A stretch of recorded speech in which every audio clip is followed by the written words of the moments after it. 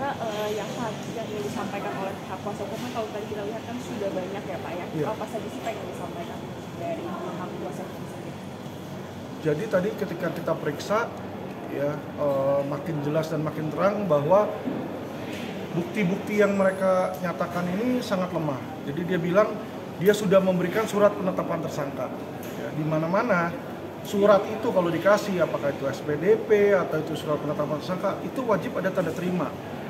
Bukti dia menyerahkan hanyalah bukti foto orang lagi kumpul, lagi duduk bareng-bareng itu doang. Ya itu kan tidak menunjukkan dan tidak mencerminkan bahwa sudah adanya penerimaan. Harusnya yang namanya sudah ada penerimaan, ada siapa nama penerimanya dan tanda tangan di tanda terima. Ya kan, apalagi kita berbicara tentang surat orang dijadikan tersangka loh.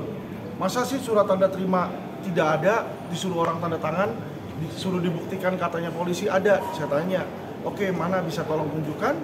Dia bilang nggak tahu di mana fisiknya. Ngomong ke kuasa hukumnya mereka yang di polisi itu, mereka bilang, oh ada.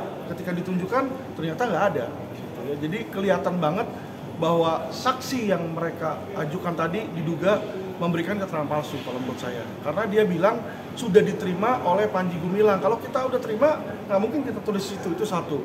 Nah, untuk menenggarai benar atau tidaknya tuduhan kami, coba tolong tanyakan ke kejaksaan. Saya sudah baca P19, dan di P19 di syarat formil tertulis belum menerima SPDP dan tanda terima surat penetapan. Jadi kalau jaksa aja nggak menerima, berarti kan menunjukkan bahwa jaksa nggak terima, kita juga nggak mungkin udah terima di situ. Ya, jadi kita sangat menyayangkan sih kalau kepolisian yang sangat kita hormati, ya apabila diduga mereka memberikan keterangan palsu di depan persidangan, karena itu juga merupakan tindak pidana pelanggaran pasal 242 KUHP, memberikan keterangan palsu di bawah sumpah itu. Tadi ahli yang dihadirkan apakah bisa menjawab pertanyaan dari?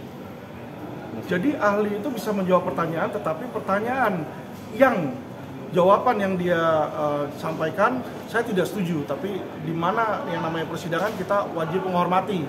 Ya kan, yang namanya opini ahli bisa aja berbeda. Tapi yang paling mencolok adalah ketika saya tanya, jika ada di pasal 53 dibilang untuk melaporkan sebuah yayasan wajib ada penetapan dari pengadilan yang diajukan oleh kejaksaan. Apakah itu harus dipenuhi? Dia bilang nggak usah. Nah, kalau ada undang-undang yang tertulis apa dan kita boleh mengabaikan, apa gunanya undang-undang? Ya kan, buat apa dibikin undang-undang? Nanti ada KUHP dilarang membunuh, bunuh aja nggak apa-apa kok kata ahli. Ini nggak bisa seperti itu. Jadi kelihatan sekali tendensinya karena ahli diajukan oleh pihak termohon, tentu punya objektivitas membela termohon. Tetapi yang saya sayangkan kalau perkataan yang mulai dikatakan di situ tidak sesuai dengan hukum. Ya, jadi ini antara etika dan kepentingan nih berbanding terbalik di situ. Ya, berarti artinya Abang melihat ada pemaksaan, ada seperti permainan tanda petik, seperti itu. Permainan mungkin tidak, tapi itulah makanya keterangan ahli itu sebenarnya nggak bisa dijadikan alat bukti sebenarnya, karena di mana-mana prakteknya ahli itu selalu ngikutin siapa yang bayar, siapa yang mengajukan. Ya kita kalau ngajuin ahli pun kita bayar, nggak ada tuh saksi ahli itu gratis, itu nggak ada. Ya, dan saya yakin pun pihak kepolisian dia juga bayar, apakah melalui APBN atau di bawah tangan saya nggak tahu, tapi nggak ada dia kesini aja pakai ongkos, ya toh kagak ada gratis. Kalau ada yang gratis coba tolong kasih tahu ke saya mau pakai tiap kali sidang di situ ya. Jadi yang namanya dibayar tentu saja dia ada tendensi kepentingan untuk membela yang ngebayar gitu. Jadi kita kita maklumi sih Pak itu. Ya, tadi sempat persidangan ditunda ya, diskors karena saksi fakta itu seperti tidak memenuhi syarat. Dari pihak Pak Panji Gumilang mengajukan keberatan. Nah, apakah puas dengan keputusan hakim tersebut? Tetap mempersilahkan atau mengizinkan saksi dari pihak termohon? Jadi sebenarnya saksi itu ya kalau saya lihat itu nggak qualified, karena dia saksi itu adalah dia pihak yang berkepentingan, pihak termohon. Sama aja kayak saya nggak bisa jadi saksi di persidangan tersebut. Kalau hari ini saya jadi kuasa hukum, besoknya tiba-tiba saya dibilang sebagai saksi fakta, saya pasti belain Panji Gumilang toh.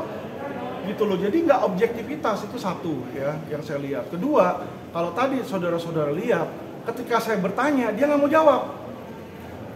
Ya, yang namanya saksi, itu dia di depan persidangan wajib memberitahu apa yang ditanyakan.